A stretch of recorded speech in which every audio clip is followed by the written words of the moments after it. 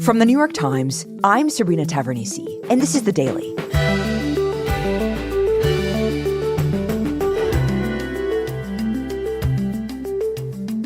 Now to the Middle East, where fears of a wider war are growing. Over the past few days, simmering tensions between Israel and Hezbollah, the Lebanese militia on Israel's northern border, have reached a tipping point. A loud explosion has been heard in the southern suburbs of Beirut's Beirut. densely populated southern Dahya neighborhood showered in debris following a precision strike by Israeli fighter jets.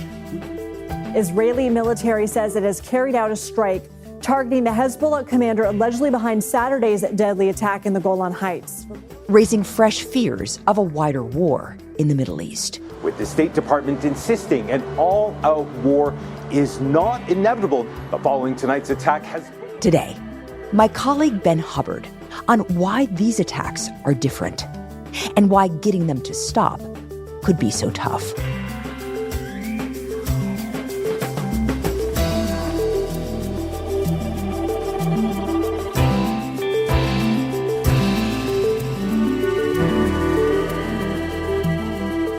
It's Wednesday, July 31st.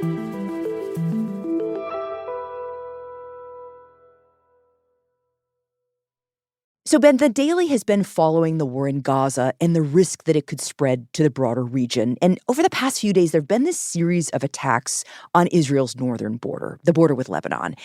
And they really felt like a ratcheting up and potentially even a turning point. So we're talking to you on Tuesday afternoon in New York, and we want to dig into what happened. Tell us what we know so far. Well, it's after midnight here in the Middle East, and we're still reporting out exactly what happened. What we know is that Israel carried out an airstrike on a building in a southern suburb of Beirut that targeted a senior military official in Hezbollah, part of the city where Hezbollah basically runs the show. They largely destroyed a building, and Israel has claimed that they succeeded in assassinating a senior military leader in Hezbollah. Mm-hmm. And this all comes in the context of this ongoing exchange of attacks across the Lebanese-Israeli border that have been going on since near the start of the Gaza war. While the focus has been mostly on Gaza, there's been this secondary battle taking place across Israel's northern border. This is between Israel, one of the most sophisticated militaries in the Middle East, and on the Lebanese side, Hezbollah, which is an Iranian-backed militia that is probably one of the most powerful non-state militias in the world. This is a hostile border. It's been hostile for decades, but since the war in Gaza started in October, Hezbollah began striking targets inside of Israel across the border. It is a regional ally of Hamas and said that it wanted to basically help Hamas out by trying to bog down Israeli forces in the north so that they couldn't focus all of their energy on the south.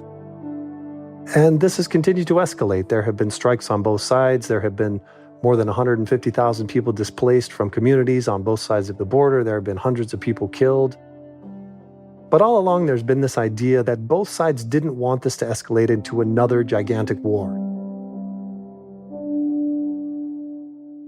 But of course, the risk when you have, two military powers striking each other on a daily or sometimes hourly basis is that somebody's going to make a mistake. Right. Somebody's going to strike something that they shouldn't strike or carry out a strike that kills too many civilians, and, that's going to kind of put the other side on the hook for a retaliation. And this is basically what everyone has been worried about for the last 9 months. And so all of a sudden, we seem to have reached that point where we're very much kind of on the precipice of seeing whether this is really about to launch into a new level of conflagration. Ben, where did this begin? How did this new precipice you're talking about start? So what we saw on Tuesday was an Israeli retaliation to a strike on Saturday that killed 12 teenagers and children in an Israeli-controlled town. So tell us what happened on Saturday. So just after 6 p.m., in a town called Majd al-Shams, which is in the Golan Heights. This is territory that Israel occupied in the 1967 war. Many of the residents there are from the Arab Druze minority. Many of them are not even Israeli citizens. There were, kids, teenagers out playing soccer. Siren goes off. And then within a few seconds, some sort of a rocket comes down, hits the edge of the soccer pitch, and it all happened incredibly quickly. And this was the deadliest attack inside of Israel since October 7th in terms of civilian deaths. 12 people killed in one day, one attack. And this has sent this sort of shockwave through Israel that how can we allow this to happen? And tell me about the response to this, Ben. Who claimed responsibility? Well, earlier, Hezbollah had said that it was striking targets along the border. There are military bases in the area and that, Hezbollah considers fair game in terms of sort of the rules of this battle as it's taking place. But as soon as it became apparent that this had killed civilians, and especially civilian children, Hezbollah very quickly issued an on-the-record denial saying we had absolutely nothing to do with this, which is something that they don't usually do. Israel said it was clear that this strike had come from Lebanon, and they accused Hezbollah of launching it. And this was largely, they said, due to the kind of rocket that had been used, and that Hezbollah is the only force in Lebanon that has this kind of rocket. The U.S. government has said that they support the Israeli findings. So Hezbollah is denying it, but the U.S. and Israel say it's pretty conclusive it was their rocket. What happens? Well, inside of Israel, there's very quickly a sense that there needs to be some kind of a response. And the fact that it is civilians and that it's children, there's just this sense that Israel needs to do something, that it needs to hit back. And so for the last few days, everyone in the region has really been on tenterhooks waiting to see what is this response going to be? How big is it going to be? And then, of course, after that, what will Hezbollah's response be to that? And that brings us to the strike in Beirut on Tuesday. I'm curious about the calculations here for each side, as we see things escalating. Why don't you start with Hezbollah? What's the thinking there? Well, it certainly would not be unprecedented for these two powers to go to war. They have a long history together that goes back to the 80s when Israel had occupied South Lebanon, and Hezbollah formed underground to try to push them out. And they attacked Israeli forces and effectively succeeded in getting them out by 2000. Since then, Hezbollah has grown into something much, much more powerful than just an underground military force. Now they are a political party that has ministers in the Lebanese government. They have members of parliament. They work very closely with Iran. They're sort of a linchpin of what is known as the Axis of Resistance, which is this group of Iranian-backed militias around the region that consider it their job to push back against Israel and to push back against the West. And the last time that this really blew up was in 2006. In 2006, Hezbollah launched a cross-border raid on some Israeli troops, ended up capturing 2 of them and killing some others. Israel responded with a tremendous attack on Lebanon. Israel launched a ground invasion. They bombed infrastructure across Lebanon, including bridges and the international airport. And it was a very brutal 34-day war that basically ended with a standstill. So I was actually covering this war for the Times in 2006. And the thing that I really remember was, the Israelis going in, kind of expecting it to be easier than it was, but it wasn't, and leaving after a month of very intense fighting. And on the Lebanese side, there were these extreme casualties. And, most of southern Lebanon had been flattened. So very, very difficult, I think, for both sides in this conflict. Yes, it was an incredibly destructive war. There had been more than 1,000 people killed in Lebanon, many of them Hezbollah fighters, but also many, many civilians. There were more than 150 people killed in Israel.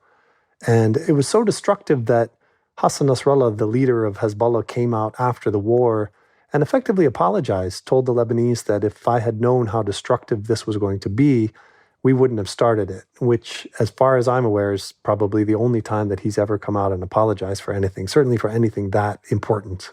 Wow. And I think the Israelis, too, realized that, this was not a walk in the park. They could not just go into Lebanon very easily and sort of destroy this threat on their northern border.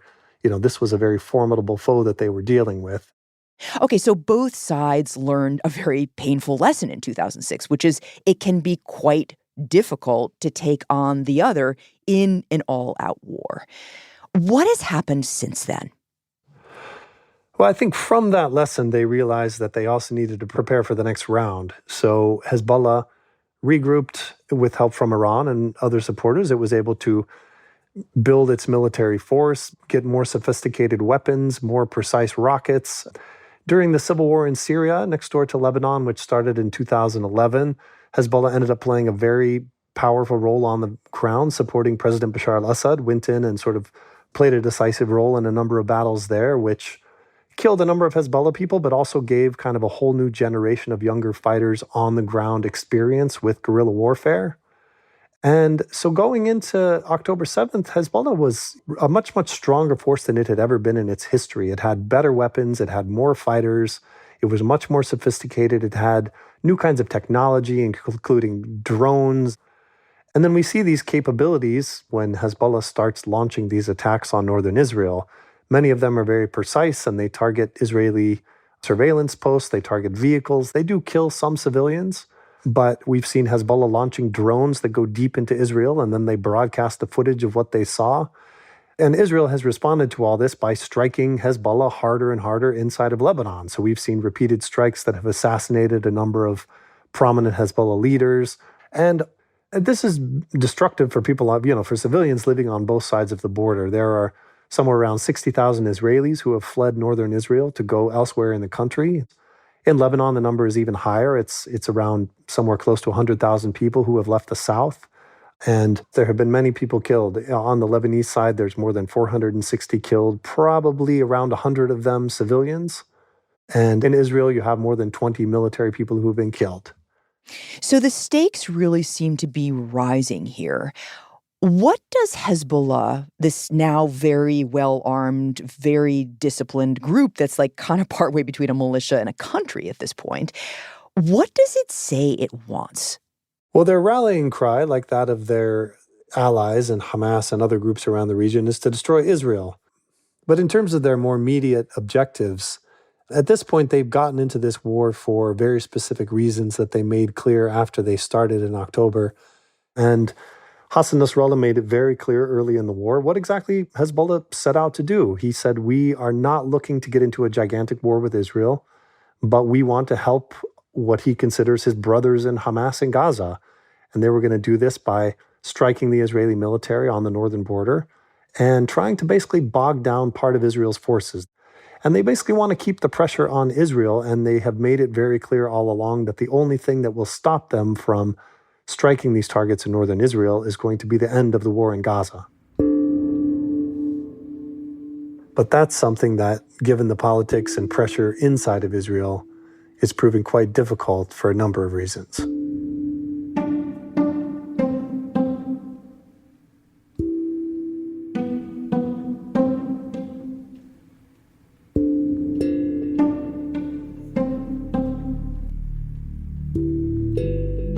We'll be right back.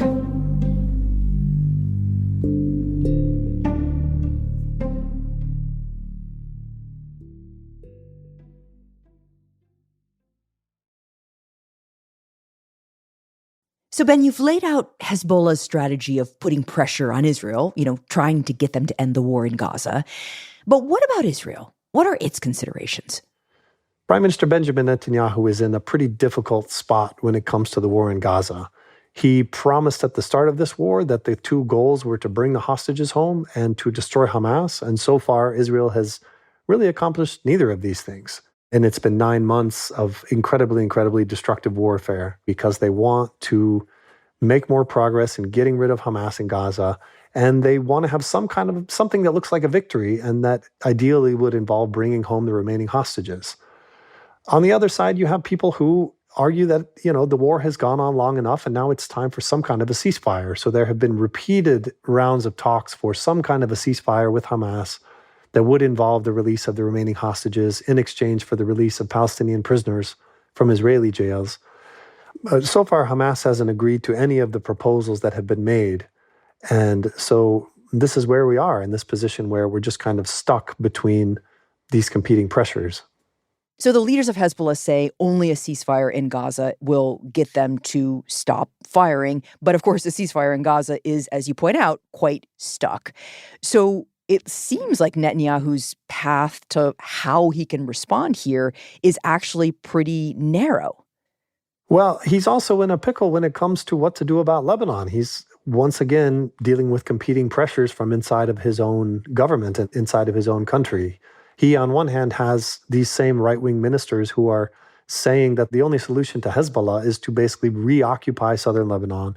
And as recently as this Monday, Blaza Smotrich, the finance minister, said in a speech that the only solution was to destroy Hezbollah, reoccupy southern Lebanon, and basically create a kind of buffer zone on Lebanese territory inside of Lebanon. And you've had other calls similar to this from other right-wing ministers, and these are not fringe figures. These are people who are essential to Benjamin Netanyahu in holding together his coalition. They effectively have Netanyahu at their beck and call because if they leave the government, it would collapse. So what they say has a lot of weight in Israel right now. It is very difficult for him to ignore what they're advocating for. And at the same time, you have many people from the military establishment who are saying, at some point we will need to deal with Hezbollah, but now is not the time. The forces are exhausted because of how long they've been fighting in Gaza, and that Israel is just not prepared to launch another gigantic war on its border. So now, Ben, it looks like we have the beginning of an answer, right? This attack in Beirut. I guess I'm wondering what you, Ben, make of this attack, on the escalation scale. Is it ratcheting things up? I think it's very hard this early on to gauge sort of where this falls on the scale, to be honest. This is not, of course, what Smotrich and sort of the far right in Israel would have wanted. This is not a full-scale invasion. We're not talking about mass strikes across large parts of Lebanon.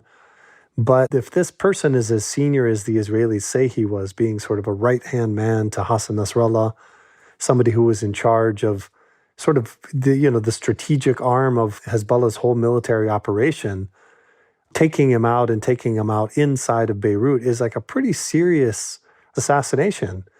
And so I think it's pretty hard to predict whether this is something that Hezbollah feels like they can, maybe respond in some sort of way that makes it look like they're not just accepting it, but doesn't sort of take this up another notch, or whether they consider this, the Israelis now crossing one of their red lines. So, Ben, this is really quite a dramatic moment. And it's making me wonder where things go from here. I mean, we have this massive number of people displaced, this ratcheting up. Is this it? Are we now tipping into an all-out war? We're very much standing on a precipice. We're in a very different place than we were just a few days ago. Then we were primarily watching this back and forth tit-for-tat that seemed to be organized in some kind of confines, that there was kind of a general understanding of what kinds of attacks you could do and how to keep this thing contained. And so the question right now is there any way for the sides to step back from this, or is it going to get worse? I mean, I was in Lebanon the week before last and did a number of interviews with families who've been displaced from the south, living in quite poor conditions. And I mean, then their main concern was whether they would be able to go back, whether their homes were destroyed. And now the question is very much, is the whole situation going to get worse? And are more people going to be displaced? My colleague Isabel Kirchner in Jerusalem did similar interviews on the Israeli side and found very similar things. Israelis who have been outside of their homes since early on in the war. And, if this battle along the border escalates to another level, that it's going to make it even harder for these people to return home. And so we're in a critical new stage here. And what the two sides decide to do in the next few days is going to really determine where this goes.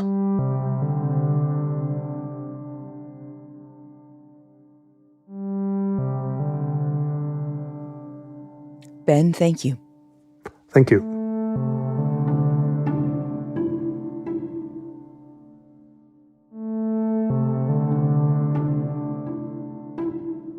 As of Tuesday night, the death toll from the strike in Beirut had reached at least 3 civilians, including 2 children, and more than 70 people had been injured. And in a dramatic development early Wednesday morning, Hamas announced that its political leader, Ismail Haniyeh, had been assassinated in Tehran. Haniyeh, a key figure in Hamas's leadership, was in Iran to attend the inauguration ceremony of the country's new president. The killing was a major blow to Hamas and raised the specter of a wider war with Iran, which is likely to see the killing on its soil as an act of aggression by Israel.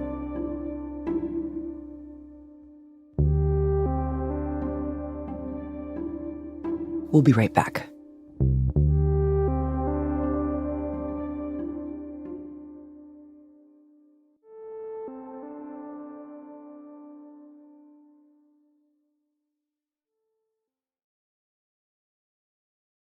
Here's what else you should know today.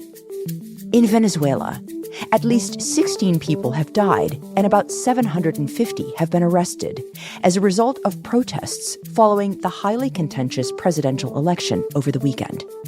The nation's autocratic leader, President Nicolas Maduro, who claimed victory, has refused to release the full results, and many countries have said the vote was marred by widespread irregularities. Both sides of the country's political divide called on followers to take to the streets. And on Tuesday, the U.S. women's team won its first gold at the Olympic Games in Paris, led by Simone Biles, who is now the most decorated gymnast in history, and Sunisa Lee, the defending all-around champion. Biles called the Paris Games her redemption tour after she withdrew from the Games in Tokyo 3 years ago because of a mental block. Italy took home the silver, and Brazil won the bronze for the all-around team event. Today's episode was produced by Rochelle Banja and Sydney Harper, with help from Shannon Lynn and Will Reed.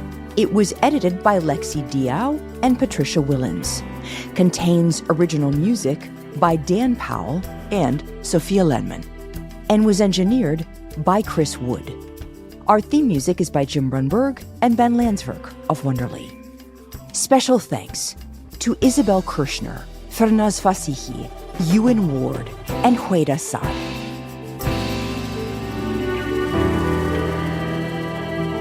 That's it for The Daily. I'm Sabrina Tavernisi. See you tomorrow.